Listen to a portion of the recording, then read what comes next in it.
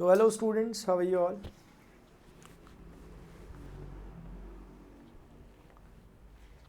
ठीक है, स्टार्ट कर रहे हैं बस।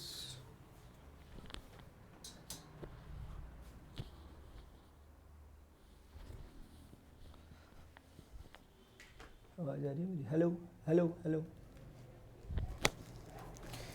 देखिएगा, जो भी स्टूडेंट्स प्रिपरेशन कर रहे हैं एनडीए की साथ में, अगर 12th की प्रिपरेशन भी कर रहे हैं एनडीए की भी कर रहे हैं, तो आप लोगों के लिए बड़ा बेनिफिशियल है ये शेड्यूल जो आपके सामने रखा हुआ। मेरी क्लासेस चलती हैं, टाइमिंग आप देख सकते हैं, प्लस मैं 2 क्लास में रेगुलर लेता हूँ। जो भी स्टूडेंट एनडीए की प्रिपरेशन कर रहे हैं और टारगेट कर रहे हैं 2022 को, आपको अब तक प्रिपरेशन अपनी स्टार्ट तरीके से कर लेनी चाहिए क्योंकि टाइम कम बचा हुआ है ना। बाकी स्पेशल क्लास चलती है, मेरी फ्री क्लास होती है जो आप इसे ज्वाइन कर सकते हैं, रेगुलर चलती है, और ये मेरी प्लस क्लास है। ठीक है, इसे एज अ रेफरल कोड और ऐसा एज अ अनलॉक कोड आप यूज़ कर सकते हो PRN31 को, जब भी आप फ्रीली क्लासेस को एक्सेस करना चाह रहे हो या फिर आप कोई डिस्काउंट लेना चाहते हैं अपने सब्सक्रिप्शन के दौरान, उसमें भी। और ये मेरा यहाँ पे शेड्यूल है प्रणव पांडे यूट्यूब चैनल पे, मैं टर्म 2 के लिए पढ़ा रहा हूँ। बाकी ये एक कमांडो NDA 1 2022 के लिए बैच के लिए एक टेस्ट सीरीज़ है। बेसिकली आप इसे सभी लोग दे सकते हैं। इसमें टॉप 40 कैंडिडेट्स जो होंगे उन्हें अमेज़ॉन वाउचर मिलेगा 5000 वर्थ का जो होता है, वो इस तरह से यहाँ पे दिखाया गया। मेन इसमें ये है कि ये इंपॉर्टेंट नहीं है, इंपॉर्टेंट है कि आपको अपने को एनालाइज करने का एक मौका मिलेगा। तो कोई भी स्टूडेंट इसे कर सकते हैं एक्सेस। फिर से अगर कोड पूछा जाएगा PRN31 डाल देना, फ्रीली आप इसे एक्सेस कर सकते हैं, और ये बार कोड है, इसे स्कैन करके भी आप कर सकते हैं काम। मैं आपको स्टूडेंट्स लास्ट टाइम हम 3 डायमेंशनल ज्योमेट्री के क्वेश्चंस कर रहे थे, आज 2-3-4 क्वेश्चन वैरायटी हैं बस, वो मुझे आपके साथ करानी है डिस्कस। फिर मैं आज का इतना ही होगा क्योंकि प्लेन हमें अगला लेक्चर प्लेन पे स्टार्ट करना है। तो प्लेन एक डिफरेंट टॉपिक है। आप एक काम करें तब तक,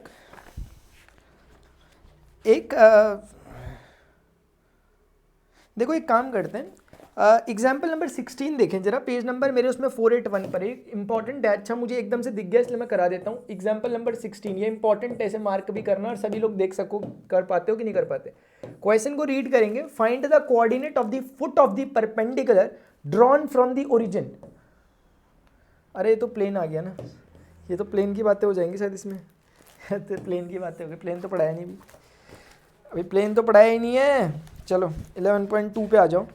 11.2 का ऐसा करो आप, क्वेश्चन नंबर जैसे 12 क्वेश्चन उठाते हैं एक बार, मेरे ख्याल से मैंने कराया तो नहीं है ये, चलो खैर जो भी है एक बार कर लेते हैं। 12th क्वेश्चन है 1 - x/3। 11.2 का एक्सरसाइज क्लास 12th मैथमेटिक्स से करा रहा हूँ क्योंकि NCERT से करेंगे तो ज़्यादा फायदे में रहेंगे। 7y - 14 in division there is 2p and that thing is equal to z - 3 divided by 2। एक लाइन की इक्वेशन तो ये है, और दूसरी लाइन की जो इक्वेशन है, this is given by 7 - 7x in division 3p which is equal to y - 5/1 and that is equal to z 6 - z upon 5। And they are saying if they both lines are perpendicular to each other, मतलब अगर ये line 1 को represent कर रहा है और ये line 2 को रिप्रेजेंट कर रहा है, according to the question find the value of p if the both lines are perpendicular to each other, then what should be the value of p। ये बात आपको पता है, कोई भी लाइन जो होती है उसकी स्टैंडर्ड फॉर्म होती है x माइनस, अरे मैंने तो चेक भी नहीं किया मैं हूँ या नहीं हूँ आज तो यार, तो बिल्कुल याद होगी सच में, आज तो मैंने कुछ किया भी नहीं। एक मिनट पहले पता तो कर ले हम यहाँ पे हैं कि भी नहीं है, क्या किले किले लगे हुए बस।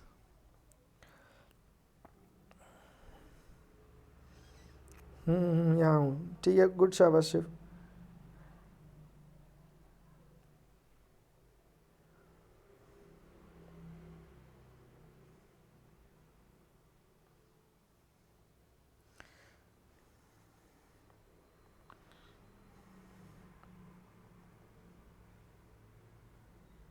हेलो प्रभाकर, कैसे हैं? इधर इधर देखेंगे क्या करना है उसके बाद।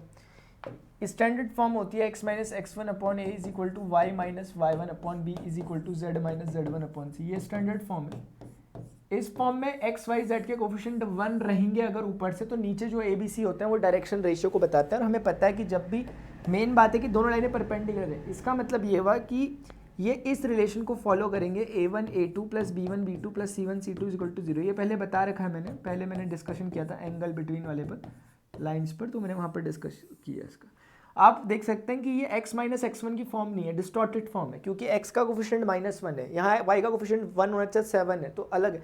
इसको थोड़ा सही करना पड़ेगा। सही करने के लिए देखो ऊपर से नेगेटिव कॉमन ले लेता हूँ, तो अगर मुझे ऐसा कोई बात नहीं, चलो करा 7 कॉमन ले लो यहाँ से, तो आपके पास बचेगा y minus two and there is in division there is 2p, और यहाँ z माइनस 3 ये परफेक्ट है, तो इस पर कोई छेड़छाड़ ना करें। 7 कॉमन लिया बीच वाले में, तो आपको सारी चीज़ें दिखाई दे रही होंगी। उसके बाद जो सेकंड वाली लाइन है, इसमें भी अगर आप 7 कॉमन लो, वो भी नेगेटिव का, तो आपको मिलेगा यहाँ पे एक प्लस का x और माइनस का 1 and there is 3p in division. यहाँ पे आप y माइनस 5 है, परफेक्ट है, ठीक है, कोई करने की ज़रूरत नहीं है कुछ। और z माइनस z1 यानी कि आप देखोगे नेगेटिव कॉमन लेने से वो बन पा रहा है। जो नेगेटिव कॉमन आएगा उसे नीचे डाल देता हूँ ताकि ऐसा हो जाए। जैसे यहाँ पे -7 है, इस -7 को ऐसा करो यहाँ ले आओ। कैसे लाओगे? -7 से मल्टीप्लाई और डिवाइड कर दो ताकि ये -7 कट जाए, तो अपने को x माइनस मिले और नीचे वो मिल गया। ऐसे ही सब में आप काम कर सकते हो। इस नेगेटिव को नीचे शिफ्ट कर लो, इस 7 को हटाने के लिए ऊपर नीचे यहाँ 7 से मल्टीप्लाई कर लो ताकि ये 7 कट जाए, क्योंकि y माइनस समथिंग चाहिए ऊपर ये, और वो परफेक्ट है, बाकी सब बने बनाए हैं। तो हमें सिर्फ इतना सा काम करना है अभी कि a1 a2 b1 b2 c1 c2 हमें एकदम दिखाई दे रहे हैं कौन कौन है। ये वाला a1 की तरह, ये वाला b1 की तरह, ये वाला c1 की तरह, ये c2 की तरह, b2 की तरह और a2 की तरह बिहेव कर रहे हैं। जस्ट मल्टीप्लाई करो इनका, -3 विल मल्टीप्लाई दिस वन, तो माइनस माइनस सबसे पहले प्लस हो जाएगा, 3 3 ज़ा 9p/7 आ जाएगा। उसके बाद 2p/7 इससे मल्टीप्लाई हो रहा है तो 2p/7 ही आएगा। और उसके बाद 2 मल्टीप्लाई हो रहा है -1 से, और that should be equal to 0, और अगर ये 0 के इक्वल होगा तो उसको हम ऐसा कह सकते हैं। सॉल्व करेंगे, 9 2 11, हो मत जाना कहीं, 11p इज इक्वल टू 14 आ गया, p इज इक्वल टू 14/11 है। देखना कुछ मैंने एरर तो नहीं करा कहीं, क्या पता एरर भी कर दिया रास्ते में। प्रोसेस यही है, फिर भी मैं एक बार चेक करना चाहूँगा, एक बार मैं चेक कर लेता हूँ फटाफट से, कुछ एरर वगैरह अगर बाई चांस हो गए हो तो। -3 3 ज़ा 9p/7 ठीक है, और 2p/7 1 ज़ा 2p/7 ये भी ठीक है, और 2 1 ज़ा 2 नेगेटिव का, ठीक है, गुड है, अच्छा है, ठीक है, ठीक है। कोई अगर है यहाँ पर तो मुझे एक बार क्लेरिफिकेशन भी देते रहे बीच बीच में। गुड इवनिंग विश्वजीत, दीपक त्यागी, शाबाश, ठीक है। बीच बीच में क्लैरिफिकेशन भी हो सके तो देना, ठीक है ना मुझे, हाँ।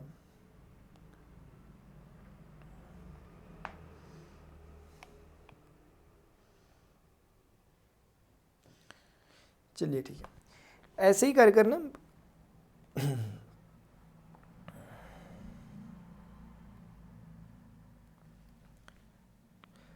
देखो उसके बाद क्या है कि इसी तरीके से नेक्स्ट क्वेश्चन है 13, वो आप कर लोगे। 14 क्वेश्चन मैंने कराया था कल परसों, और 15th क्वेश्चन ये मैंने करा दिया आपको। उसके बाद सिर्फ एक जो क्वेश्चन आता है काम का 17th क्वेश्चन देखेंगे एक बार। 17th क्वेश्चन है कि find the shortest distance between the lines whose vector equations are vector is equal to 1 minus t. थोड़ा ध्यान से देख लेना, मतलब कोई मुश्किल नहीं है, एक बार देखने की ज़रूरत है बस। t-2j क्या पहली बारी में किसी के सामने आ जाए, हो सकता है उसे थोड़ा सा उलझाए, लेकिन दूसरी बारी में कोई नहीं उलझता इस पर। 3 - 2t टाइम्स k कैप, ये एक वेक्टर है। वेक्टर बेसिकली लाइन्स हैं दोनों की दोनों, s+1 i cap plus 2s-1 j cap plus not plus, this is -2s+1 of k cap. So these are the two different lines and they are saying what is the shortest distance between them। तो line की question r is equal to a vector plus lambda times of b vector होती है vector form में, और बाकी ये vector form ही है, Cartesian तो ये है नहीं। अब ये वेक्टर तो है, लेकिन इसमें a प्लस लैम्डा भी समझ नहीं आ रहा क्या है। तो वो जो लैम्डा होता था उसका प्लेसमेंट यहाँ पर t से हुआ है, t आ गया यहाँ पर इंट्रोड्यूस हुआ है। तो इसको देखो एक बार कैसे करके हम इसको सही कर सकते हैं, इस चीज़ को हम कैसे ठीक कर सकते हैं ये देखेंगे। यहाँ पर पहली वाली जो लाइन है मैं उसको लिख रहा हूँ, पहली वाली लाइन को L1 से ऐसे रिप्रेजेंट कर रहा हूँ। मैं लिख रहा हूँ 1 i कैप यानी i cap -2j cap, constant term जो है उनको सिर्फ मल्टीप्लाई कर रहा हूँ, और उसके बाद 3k कैप, ये कांस्टेंट टर्म वाले से बना हुआ वेक्टर है। और उसके बाद t कॉमन ले लूँगा ऐसे कर कर, और जो भी अब आएगा माइनस का i कैप आया लिख दूंगा, उसके बाद माइनस प्लस का j कैप आया लिख दूंगा, और t के बाद माइनस का 2k कैप आया उसे भी लिख दूंगा। अब आप कंपेरिजन कर पा रहे होंगे। सिमिलरली लाइन 2 जो है उसको लिखने का तरीका क्या हो सकता है कि जो लाइन 2 है 1 × i कैप उसे रख लिया, -j कैप विदाउट s वाले टर्म्स को ले रहा हूँ, माइनस का k कैप, गॉट इट। उसके बाद plus s i cap plus का 2j cap, and here you are with s आपने कॉमन ले लिया तो 2k कैप हो गया, ठीक है, बस हो गया। अभी आप आसानी से पकड़ सकते हो बात को कि ये चीज, this is acting like A vector and this is acting like B vector, this is acting like A vector and this is acting like B vector. ये एक बात है। हमें डिस्टेंस निकालना है, उसके लिए सबसे पहली बात जो आपको पता होनी चाहिए कि डिस्टेंस लाइन के बीच में दो तरीके से यहाँ पे निकल सकता है। लाइन या तो स्क्यू हो सकती है या तो पैरेलल हो सकती है। 2D में क्या होता है, लाइन या तो पैरेलली होती है या तो इंटरसेक्टिंग होती है। इंटरसेक्टिंग होगी तो डिस्टेंस जीरो निकलता है, पैरेलल का फॉर्मूला हमें पता है 2D में। लेकिन यहाँ पर पैरेलल भी हो सकती है लाइन और 3D में स्क्यू लाइन भी हो सकती है। तो पता करने का तरीका कि बी का आपको देखा करो कि बी पैरेलल तो नहीं है कहीं बी वेक्टर, बी वेक्टर से आइडिया लगता है। मैंने सिखाया था लास्ट टाइम कैसे पता करते हैं। आपको कुछ नहीं करना होता, आपको इसके आई का कोफिशिएंट -1, उसके आई का कोफिशिएंट 1, उसके जे का कोफिशिएंट 1, उसके जे का कोफिशिएंट 2, उसके के का कोफिशिएंट -2, उसके के का कोफिशिएंट -2। क्या इन सभी का रेशियो एक जैसा है ना? बिल्कुल नहीं एक जैसा। इसका मतलब क्या, ये स्क्यू, ये पैरेलल नहीं है तो ये स्क्यू है। और अगर ये स्क्यू लाइन है तो स्क्यू लाइन के फॉर्मूला हमें आना चाहिए डिस्टेंस निकालने का। दैट इज, हमने याद करो आपको a2 vector minus a1 vector का मैंने कुछ दिन पहले बताया था, अभी 1-2 दिन इससे लास्ट लेक्चर में। प्रोजेक्शन लिया जाता है किस पर, b1 vector cross b2 vector divided by b1 vector cross b2 vector के मैग्नीट्यूड पर। ये तो हमेशा आपको जब भी डिस्टेंस निकालना है पहले चेक करना है कि लाइनें कहीं पैरेलल तो नहीं है। उस हिसाब से भी फॉर्मूले भी डिफरेंट है दोनों के लिए, क्योंकि जब पैरेलल होती है तो b की वैल्यू सेम हो जाती है, डिफरेंट नहीं रहती। a2 minus a1, this is acting like a2 vector and that is something like b2 vector, and here it is a1 vector plus t times of b1 vector।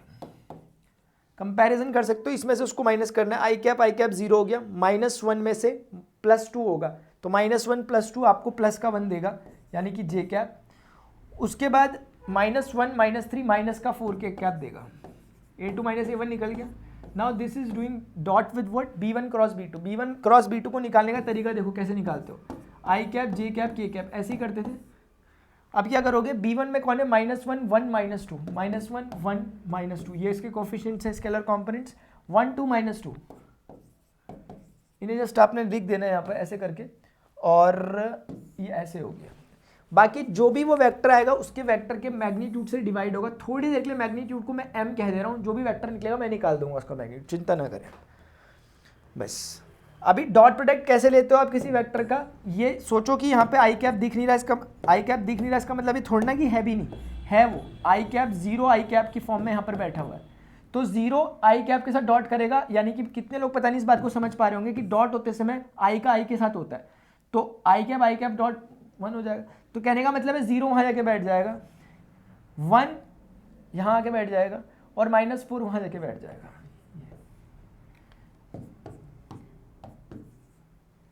जिसे समझ नहीं आ रहा वो बता भी देना। ये अब ये जो भी वेक्टर, अब वेक्टर तो मुझे पहले निकालना पड़ेगा वरना उसका मैग्नीट्यूड कहाँ से लाऊंगा, ठीक है। देखो एक तो ये चीज़ हो गई, ये भी एक तरीका जैसे मैंने किया। एक डिफरेंट वे क्या हो सकता है, ये बिल्कुल तरीका है। अभी आप दूसरे तरीके से क्या कर सकते हो, क्योंकि मुझे ज़रूरत है ही वो निकालने की, इसलिए मैं क्या करूँगा, इसको थोड़ा ओपन कर दूंगा। तो ये जे कैप है, -4 की कैप है, उसे वैसे ही लिखता हूँ, डॉट कर इसको ओपन कर रहा हूँ। आई कैप रहेगा, -2 हो गया और वो +2 हो जाएगा तो 0 हो जाएगा, आई कैप टर्म गायब हो गया। जे कैप टर्म कैसे आएगा, 2 और +2, अरे ये भी 0 हो गया क्या, अच्छा जी। के कैप का क्या हिसाब किताब देखना जरा, -2 और -1, थोड़ा देख भी लेना, इसका मैग्नीट्यूड 3 ही है सीधे। तो आप इसको डॉट लोगे, कैसे लिया जाएगा डॉट, जे का कोई है नहीं कंपोनेंट, -4 -3 से मल्टीप्लाई 12/3। कितना आंसर आ रहा है इसका चेक करके बताना है जरा, कोई बता सकता है मुझे इसका आंसर कितना आ रहा है चेक करके, मैं वेट कर रहा हूँ।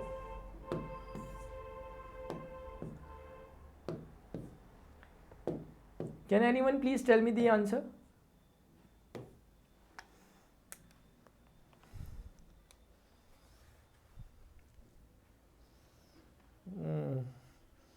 लास्ट क्वेश्चन में कैलकुलेशन मिस्टेक है, C1 एंड C2 में C1 5 आना है, आपने गलत लिखा है सर।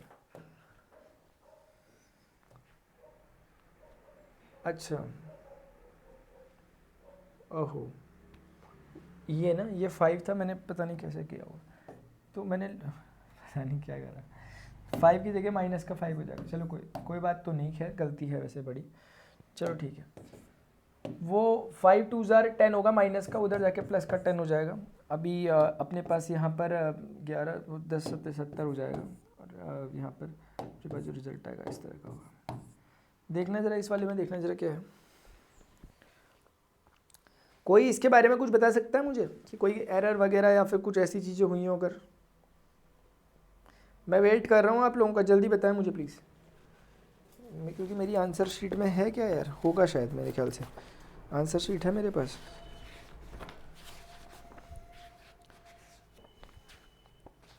हाँ है यार, आंसर शीट है मेरे पास। अब मुझे किसी से कुछ बोलने की ज़रूरत नहीं है। क्वेश्चन नंबर क्या है ये? 17, 8/√29। ठीक है, कुछ गलती है, इसका मतलब गलती होगी कुछ ना कुछ। एक मिनट मुझे चेक करना पड़ेगा, मैंने कुछ एरर कर दिया जैसे मैंने यहाँ किया था, इसका मतलब ऐसे होना नहीं चाहिए, लेकिन चलो खैर। पहले मैं एक बार क्वेश्चन देखना चाहूँगा, रुको सॉरी।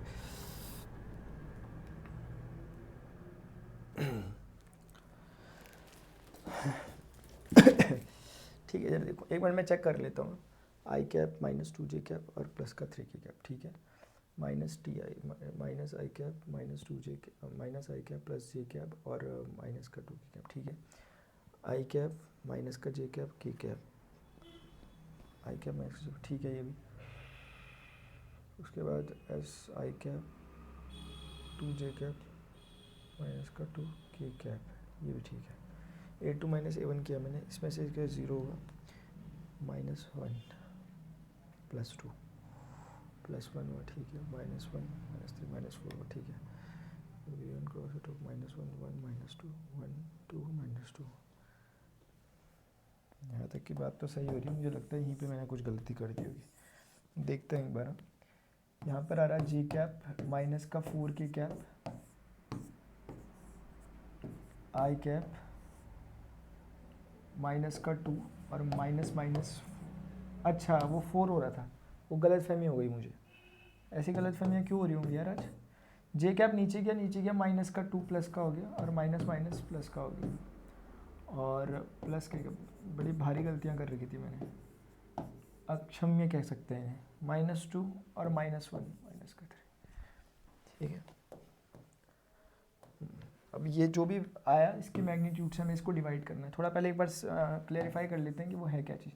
डॉट प्रोडक्ट इनके बीच में होना है, तो एक बार देखते हैं क्या हो रहा है। जे कैप आई कैप का कोफिशिएंट यहाँ 0 है, तो ये तो कम्प्लीटली से मल्टीप्लाई कर 0 हो जाएगा, फ़र्क नहीं पड़ता। जे कैप का कोफिशिएंट यहाँ माइनस का 4 है, माइनस का 4 इसके 1 से मल्टीप्लाई होकर माइनस का 4 बना देगा, और यहाँ पे माइनस का 4 है और ये -3 से मल्टीप्लाई करके प्लस का 12 बना देगा। रही बात नीचे, आपको मैग्नीट्यूड से डिवाइड करना पड़ेगा। ये 2 बना हुआ, 2 का स्क्वायर 4 होता है, ये 4 है माइनस का, उसका स्क्वायर 16 होता है और 3 का स्क्वायर 9 होता है। और आप सॉल्व करेंगे then you are getting now 8/√29 unit. तो ऐसी गलतियाँ ना करें जैसी गलतियाँ मैं कर रहा हूँ, ठीक है ना। ठीक है, तो मैं आगे बढ़ता हूँ, ध्यान रखना क्वेश्चन में। चलो ठीक है, अभी हो गया होगा मैच। एक बार नेक्स्ट क्वेश्चन करा देता हूँ ताकि थोड़ा सा, अब बड़ी प्रिकॉशंस के साथ करना है। अरे नेक्स्ट क्वेश्चन तो है ही नहीं इसमें एक्चुअली, अब हमें प्लेन स्टार्ट करना है मैं, लेकिन फिर भी एक कुछ करा देता हूँ आपको ताकि एग्जाम्पल से ही, ताकि आपको जिसको प्रॉब्लम हुई हो प्रैक्टिस कर ले एक बार। इस तरह का क्वेश्चन है क्या हमारे पास? दिख भी तो नहीं रहा।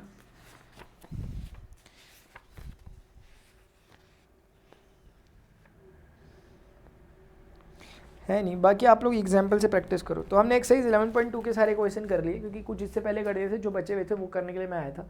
और अभी हम प्लेन स्टार्ट नहीं कर सकते, करना तो मैं चाहता हूँ कि मैं चाह रहा था कि प्लेन स्टार्ट हो जाए, लेकिन अभी नहीं हो सकता वो, क्योंकि अब मैं प्लेन स्टार्ट करूँगा कल, और कल बिल्कुल तैयार हो गया ना ढंग से, क्योंकि कल प्लेन स्टार्ट कर रहा हूँ। कॉन्सेप्ट बड़ी जान होती है, इनको कराते समय तो मुझे मज़ा भी नहीं आता कुछ खास, क्योंकि ये तो हम कर चुके हैं ना ऑलरेडी सब कुछ, अब तो वैल्यू पुट करनी है बस, इसलिए कोई खास नहीं है।